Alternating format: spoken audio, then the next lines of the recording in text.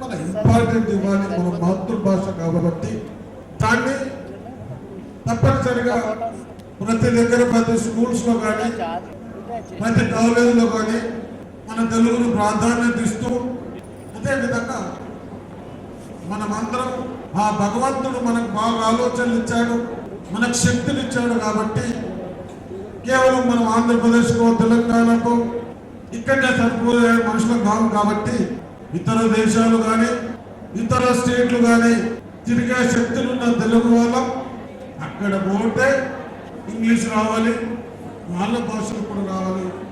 నేను చాలా మందిని చూశాను, వాళ్ళ భాషలు కూడా నేర్చుకున్న వాళ్ళు ఉన్నారు. దాన్ని బాగా ఇవన్నీ ఇంపార్టెంట్ ఉండదు కాబట్టి మన ప్రభుత్వాలు నా విద్యార్థులకు దీని ప్రాధాన్యత తగ్గకుండా మన తెలుగుని చూసాం. బాగా చదివిన వాళ్ళకు వినియోగం రెండు తెలియదు, ఇంకోటి రెండు తెలియదు. మంచి సాంప్రదాయంగా వస్తువు మాకు స్వాగతం పలికిన అలా డ్రెస్సెస్ కానీ వాళ్ళ పద్ధతులు కానీ చూస్తే అది మన తెలుగు సాంప్రదాయం. ఒక కల్చర్ ప్రోగ్రామ్ ఇచ్చారు, వేరే కల్చర్ ప్రోగ్రాంలో మ్యూజిక్ పెడతారు, డ్యాన్సులు చేస్తారు. ఆ కల్చర్ డిఫరెంట్. ఇది ఒక తెలుగు సభల గురించి వచ్చిన రోజు మన కల్చర్ ఎలా ఉండాలి, మన విద్యార్థులకు ఈ విధంగా ఉండాలని ఇక్కడ ఈ ఆలోచన వచ్చిన నా అధికారులకు కూడా నేను అభినందిస్తా ఉన్నా.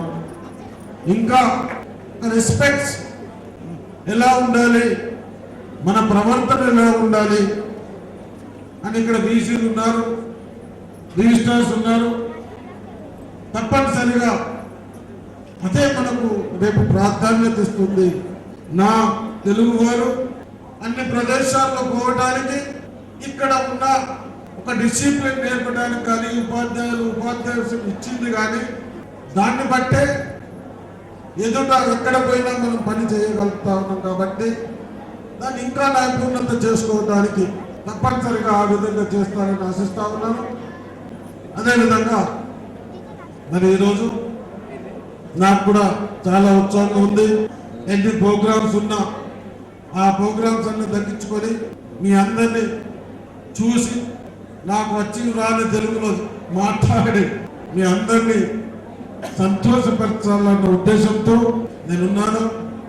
కాబట్టి తప్పనిసరిగా మీరందరూ తెలుగు ప్రాధాన్యత ఇవ్వాలి.